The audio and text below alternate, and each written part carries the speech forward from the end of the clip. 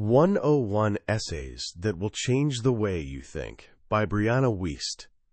Picture this. It's 2 a.m. You're wide awake, staring into the darkness, and that one question keeps circling your mind like a vulture. What am I actually doing with my life? Or maybe you've finally gotten everything you thought you wanted. The perfect grades, the relationship that looks great on Instagram, your parents' approval. And yet, something feels off. You're standing at the finish line you've been racing toward for years, and instead of fireworks, there's just this hollow echo. Here's the thing that might blow your mind. That empty feeling, it's not a bug in your system, it's a feature. It's your soul's way of tapping you on the shoulder and whispering, "Hey, I think we've been climbing the wrong mountain." And here's the really wild part. Your brain is actually terrible at predicting what will make you happy. Like, catastrophically bad at it. It's basically that friend who always gives you terrible restaurant recommendations, but you keep trusting them anyway. We spend decades making plans, chasing goals, and building dreams, all while operating under this massive assumption that we know what's good for us. Then along comes Brianna Wiest with her book 101 Essays That Will Change the Way You Think, and she gently pulls back the curtain to reveal a truth that's both terrifying and liberating. If you want to change your life, forget about changing your circumstances. Change your mind first. This isn't your typical rah-rah self-help book with a step-by-step formula for success. This is something quieter, more profound. It's sold millions of copies and been translated into languages around the world, not because it gives you easy answers, but because it asks the questions you've been too afraid to ask yourself. Wiest doesn't hand you a GPS with turn-by-turn directions. She gives you a compass and teaches you how to trust your own sense of direction. Today we're going on a deep dive into this remarkable book, not just skimming the surface, but really exploring the hidden architecture of your own mind. By the time we're done, you're going to see the invisible puppet strings that have been influencing your choices. You'll understand why you sometimes torpedo your own happiness, why you're inexplicably drawn to things that hurt you, and why your darkest moments are often disguised as doorways to transformation. This isn't just a book summary. Think of it as an invitation to become the architect of your own consciousness. So take a breath, get comfortable, let's dive in. Let's start with an idea that sounds almost offensive when you first hear it. Your brain doesn't care about making you happy. Its actual job? Keeping you alive. And it does this by obsessively seeking one thing above everything else: familiarity. Think about your dream life for a second. Really picture it. What do you see? Chances are, it's a shinier version of something you've already experienced.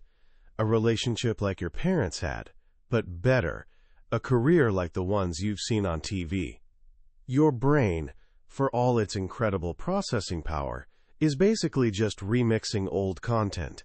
It's the DJ of your consciousness, and it only has access to tracks from your past. This is the sneaky trap that keeps so many of us stuck. We think we're chasing happiness, but we're actually just chasing the familiar. And sometimes, the most familiar feeling we have is that gnawing sense of not quite good enough. That background hum of anxiety we've learned to mistake for normal. Wiest introduces this concept of an emotional upper limit. Imagine your happiness has a thermostat, and it's been set to a specific temperature since childhood. When life gets too good, when you fall madly in love, or nail that dream job, or just feel unexpectedly peaceful, an alarm starts blaring in your subconscious. This is too unfamiliar, too far from the emotional temperature you know, too unsafe. So what happens next? You sabotage yourself. Not consciously, of course. That would be too obvious. Instead, you pick a fight with your partner over something ridiculous. You procrastinate on that important project. You invent a crisis to worry about. You find some way, any way, to bring yourself back down to that familiar emotional baseline. That old discomfort? It feels weirdly like home. Have you noticed this in your own life? Something wonderful happens, and instead of celebrating, you immediately start scanning for what could go wrong. That's not pessimism. That's your upper limit alarm system, pulling you back into familiar territory. Which brings us to one of the book's most counterintuitive insights.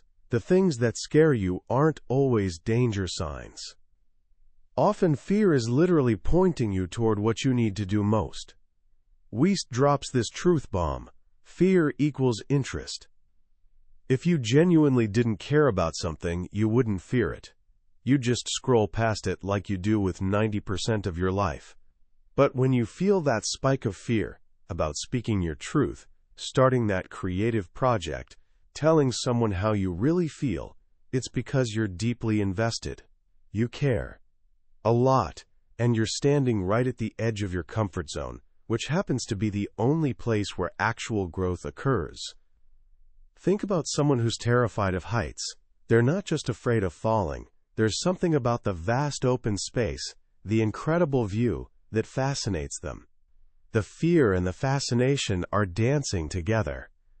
Most of us completely misread our internal signals.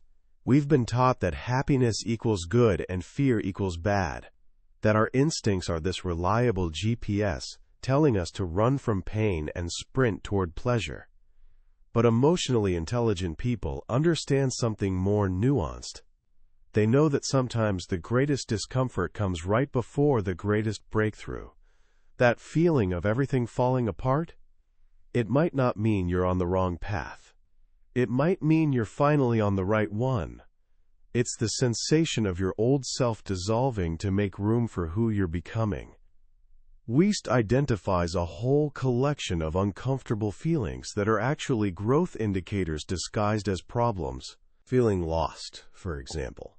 We panic when we can't see the road ahead, when that 5-year plan we made at 17 suddenly feels irrelevant.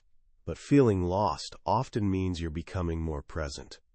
You're no longer living inside a pre-written story in your head. You're starting to inhabit the real, messy, unpredictable present moment. And until you adjust, that freedom feels terrifyingly like being adrift. Or that random anger that erupts out of nowhere, that's not you being broken. That's often a suppressed part of yourself finally demanding airtime. It's the anger of realizing you've been accepting less than you deserve or living according to someone else's script. That anger is rocket fuel for change, if you're brave enough to listen instead of suppress. This is what emotional intelligence actually means. It's not about eliminating bad feelings. It's about becoming fluent in what they're trying to tell you. Your sadness? It's showing you what you're still clinging to that needs to be released. Your anxiety? It's highlighting where you're trying to control something that's fundamentally uncontrollable. Your guilt? It's revealing where you think you've failed someone else's expectations. Your shame? It's pointing to where you think you are fundamentally wrong in someone else's eyes. These feelings aren't your enemies. They're messengers from your deeper self. For years, we're conditioned to numb them, ignore them, slap a positive affirmation over them. But here's the catch. You can't selectively numb emotions. When you shut down the pain, you also shut down the joy. When you close off the fear, you're also closing off excitement. You're either open to the full spectrum of being human, or you're living behind glass. The emotionally resilient person isn't someone who never hurts. They're someone who's developed the courage to feel anything. They understand that the worst thing that can ever happen to you is just a sensation passing through your body. It won't kill you, it's temporary. Once you really get this, something shifts. You stop running. You stop building your entire life around avoiding discomfort, and you start building it around pursuing meaning. Which leads us to another game-changing distinction. the difference between how your life looks and how your life feels. Our culture, especially in the age of social media, has become obsessed with the appearance of happiness. We curate lives that photograph well. We chase the impressive job title, the aesthetically pleasing relationship, the vacation that will generate enviable content. We're creating a narrative of success and then exhausting ourselves trying to live up to it. But as countless people discover, a life that looks perfect in photos can feel empty in your chest. That's because we've been trained to pursue outcomes instead of processes. We want to be a writer, but we hate the daily practice of writing. We want to be in love, but we resist the vulnerable work of actually being a loving partner. We want to be successful, but we resent the unglamorous daily grind it takes to get there. Here's what fulfilled people understand. Success isn't a destination with a flag planted in it. It's falling in love with the process. It's finding beauty in the journey. It's learning to appreciate the small, ordinary moments that actually make up most of your life. Your life isn't the highlight reel. Your life is the random Tuesday morning with your coffee, the commute, the small conversation with a friend, that quiet moment before sleep. If you're waiting for the big moments to start being happy, the graduation, the wedding, the promotion, you'll spend almost all of your life in the waiting room. The art of living is learning to find magic in the mundane. This requires a pretty radical shift. It requires letting go of needing external validation. One of the most freeing truths Wiest shares is this: the more aligned you are with a decision, the less you need other people to approve of it. When you're truly living from your authentic center, you don't need applause. You don't need permission. You're operating from a place of inner truth, and that's a kind of power that nobody can ever take from you. Of course, easier said than done, right? Our minds are powerful, but they're also running some pretty buggy software. Psychologists call these glitches cognitive biases. There's confirmation bias, where you only pay attention to information that confirms what you already believe. There's negativity bias, where one piece of criticism can completely overshadow 100 compliments. There's projection, where you assume everyone thinks and feels the way you do. You see the world not as it is, but as you are.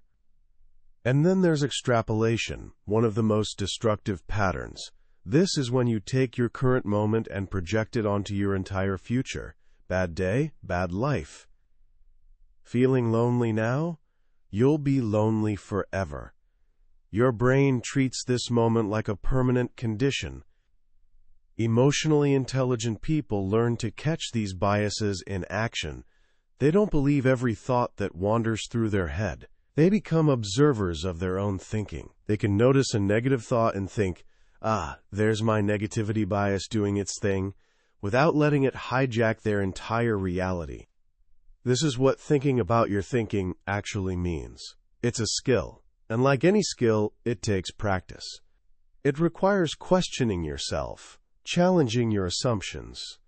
The wisest people, Wiest says, are the ones who go home and think, or maybe I'm wrong about this. This connects to another crucial theme: the stories we tell ourselves about our past. You probably think your past is fixed, unchangeable, but it's not. Your perception of your past evolves as you evolve. The memories you focus on, the meaning you assign to them, that's what shapes you. So many people are haunted by their history because they're locked into one interpretation of events. They see past failures as proof they're failures. They see past trauma as a life sentence. But as you grow, you can learn to see how the things that seemed like disasters were actually redirections. The heartbreak that felt fatal actually taught you what you truly need in a partner.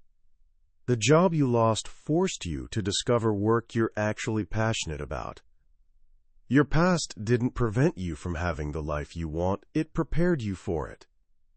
This doesn't mean glossing over pain or pretending bad things were actually good. It means understanding them as part of your evolution. You're the protagonist of your own story, and every protagonist needs challenges. Those struggles aren't plot holes, they're the plot. This reframing connects to another powerful idea.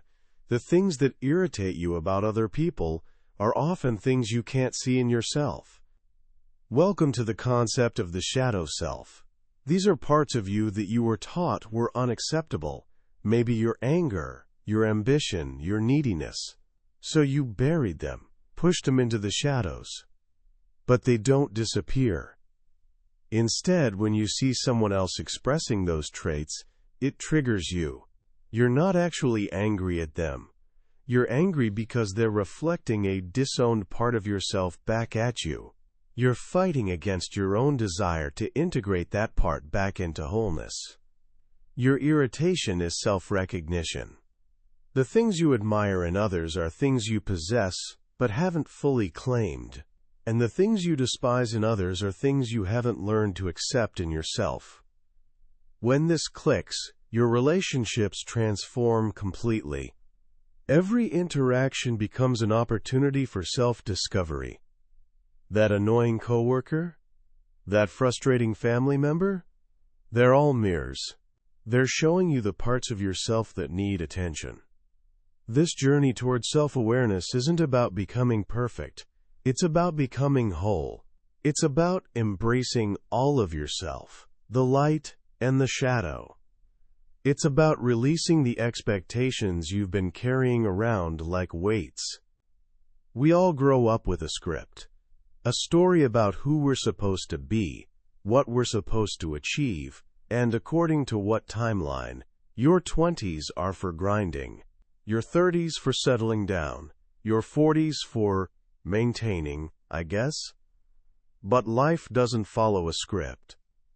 Wiest encourages us to let go of these rigid expectations. You don't owe anything to your younger self. You're not required to become the person you once imagined. Actually, if you're still that exact person, it means you haven't grown. Your only responsibility is to who you are today. And the most important question isn't, what am I supposed to want? It's, what do I actually want right now? This is a question worth asking yourself regularly. Your answers will shift and change, and that's not just okay, it's beautiful. The things truly meant for you will keep showing up. They'll be the recurring themes, the quiet longings that never quite go away. Learning to hear that inner voice is the ultimate skill. It doesn't speak in words. It communicates through feelings, intuitions, subtle pulls. It's that inexplicable draw toward a certain person, place, or pursuit. The things that are truly right for you rarely require lengthy logical justifications. They just feel right. They feel like coming home. The things you have to argue yourself into, the choices you have to convince yourself are good ideas. Those are usually the illusions. Those are decisions born from fear, ego, or other people's expectations. The journey of changing how you think is as much about unlearning as learning. It's stripping away layers of social conditioning, false beliefs, and limiting stories you've been telling yourself since childhood. It's about getting down to your essence. And who are you, really, at your core? You're not your body, not your thoughts, not your emotions, not your job title or relationship status. You're the awareness experiencing all of those things, the silent observer behind the curtain.